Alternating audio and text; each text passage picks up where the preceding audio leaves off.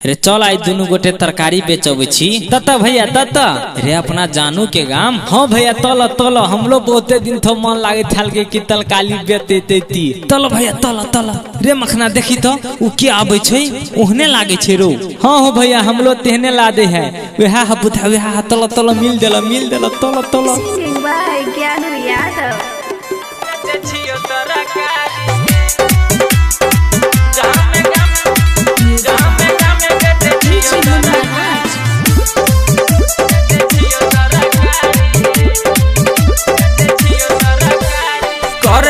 प्यार गोरी तोरा स्कूल से कहियो ने बुझले तू हमारा के फील के हाँ कर छिए प्यार गोरी तोरा स्कूल से कहियो ने बुझले तू हमारा के फील के तोरे चक्कर में छोड़ली पढ़ाई तू पर नौकरी करे छे सहरकारी। अब बताइतो 15 रुपये भंता 10 रुपये घीला गोल गोल टमाटर नमका घीला कदीमा थबदी लिया थदमिन लिया टमाटर लिया गोल गोल ललका। तोरा प्यार में पगला के भेलियो व्यापारी गामे बेच छियो तरकारी। तोरा प्यार में पगला के भेलियो व्यापारी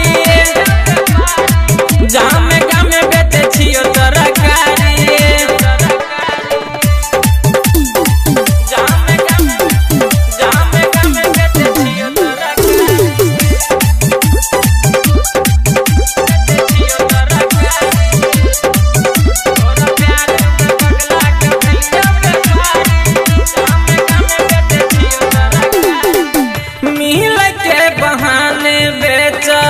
एलियो तोहर गाम गे एक बेर जानो तू का रात न मान गे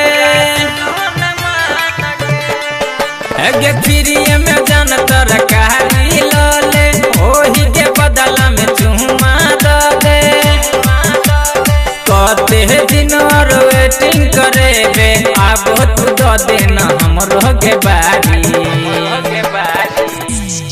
हाँ तोरा प्यार में पगला के भेलियो व्यापारी गामे बेच छियो तरकारी। तोरा प्यार में पगला के भेलियो व्यापारी गामे बेच छियो तरकारी। प्रेजेंटेड बाय माँ दुर्गा म्यूजिक मार्केट।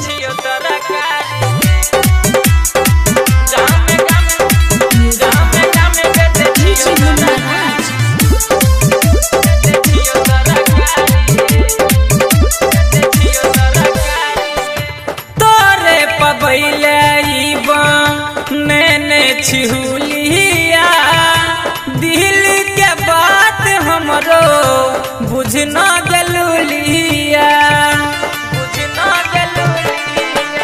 संतो सिरहाली ज्ञान कहे छोरा जीव गे तोरे से जुड़ल छे हमरो नसीब गे मन तो हमर साथ छे गोरी छोहिने के कनियो कहारी।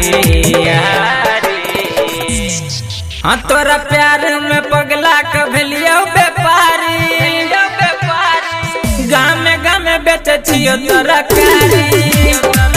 तोरा प्यार में पगला के भेलियो व्यापारी गामे बेच छियो तरकारी। हाँ कर छियो प्यार गोरी तोरा स्कूल से कहियो ने बुझले तू हमारा के फील के तोरे चक्कर में छोड़ली पढ़ाई तू पर नौकरी करे छे सहरकारी। तोरा प्यार में पगला के भेलियो व्यापारी गामे बेच छियो तरकारी।